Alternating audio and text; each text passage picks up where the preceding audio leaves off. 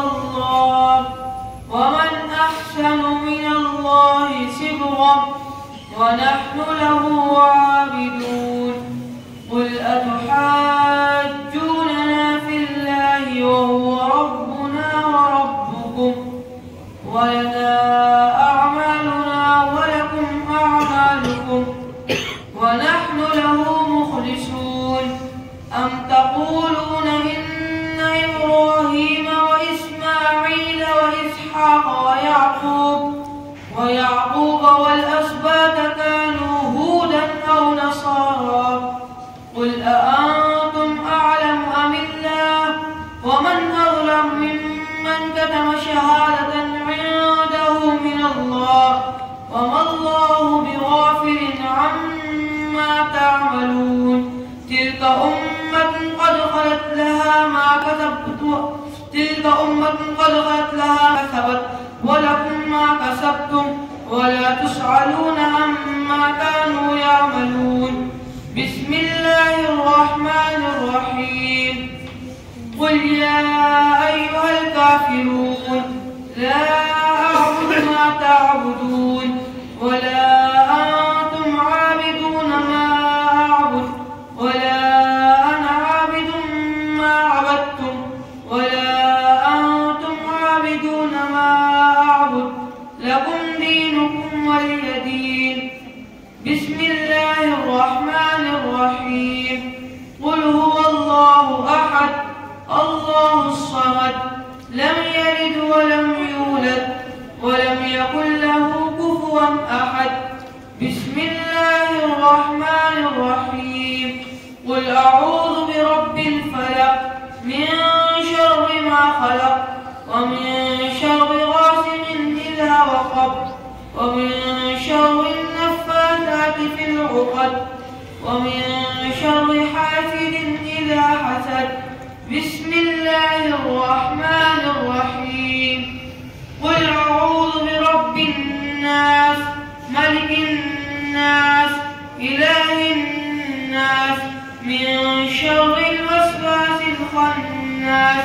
الذي يوسوس في صدور الناس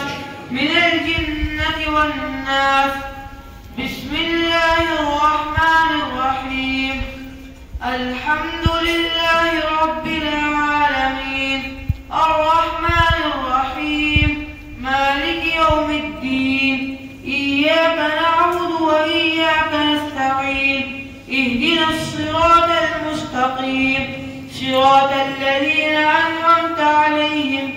غير المغضوب عليهم ولا الضالين بسم الله الرحمن الرحيم ألف لام ميم ذلك الكتاب لا ريب فيه هدى للمتقين الذين يؤمنون بالغيب ويقيمون الصلاة ومما رزقناهم ينفقون والذين يؤمنون بما أنزل إليك وما أنزل من قبلك وبالآخرة هم يوقنون أولئك على هدى من ربهم وأولئك هم المفلحون صدق الله العظيم माशाअल्लाह इन दोनों बच्चों ने कुरान पाक हिफ्ज़ किया है और ये बच्चा जो है फरदीन, इस बच्चे ने नाज़रा कुरान शरीफ पूरा किया है। तो खुशी की बात यह है कि दोनों बच्चे स्कूल के वक्त में अपने स्कूल में भी जाते हैं। एक बच्चा 8वीं क्लास के अंदर है और एक आप 10वीं क्लास में है माशाअल्लाह।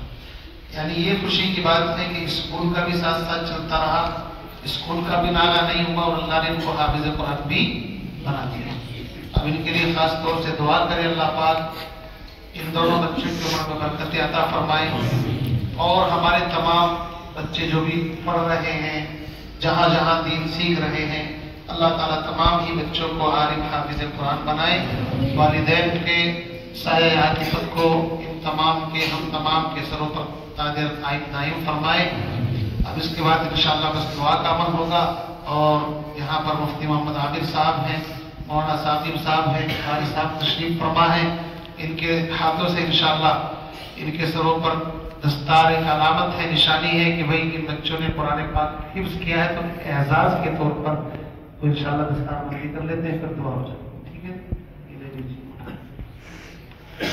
ماشاءاللہ ان دونوں بچوں نے قرآن پاک حفظ کیا ہے، اور یہ بچہ جو ہے فردین، اس بچے نے ناظرہ قرآن شریف پورا کیا ہے. تو خوشی کی بات یہ ہے کہ دونوں بچے اسکول کے وقت میں اپنے اسکول میں بھی جاتے ہیں. ایک بچہ 8ویں کلاس کے اندر ہے اور ایک آپ 9th میں 10ویں کلاس میں ہے ماشاءاللہ. یعنی یہ خوشی کی بات ہے کہ اسکول کا بھی ساتھ ساتھ چلتا رہا، اسکول کا بھی ناغہ نہیں ہوا، اور اللہ نے ان کو حافظ قرآن بھی بنا دیا. اب ان کے لیے خاص طور سے دعا کرے اللہ پاک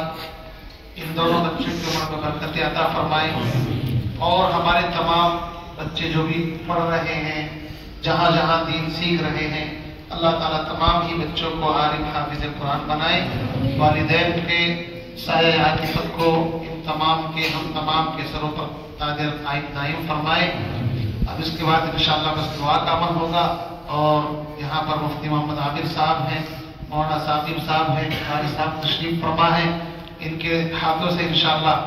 ان کے سروں پر دستار ایک علامت ہے، نشانی ہے کہ بھئی ان بچوں نے قرآن پاک حفظ کیا ہے، تو اعزاز کے طور پر تو انشاءاللہ دستار بندی کر لیتے ہیں، پھر دعا ہو جائے. ٹھیک ہے،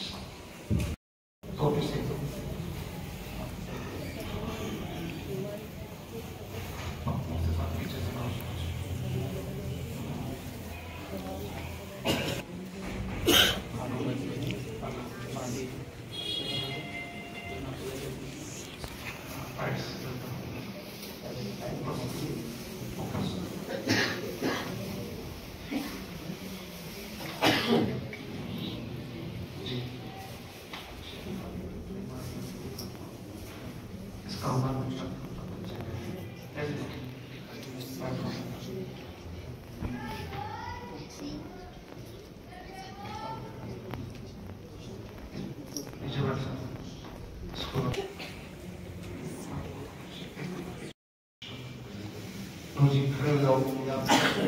ایسا جو نام کی ضرورت کر دیجیے صاحب.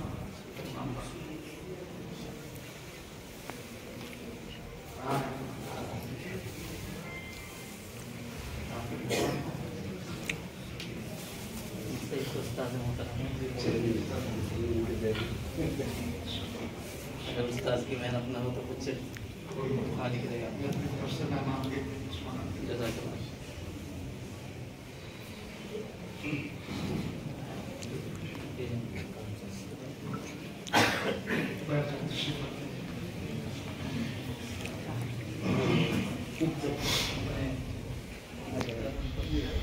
آپ بھی آ جائیں، قریب آ جائیں.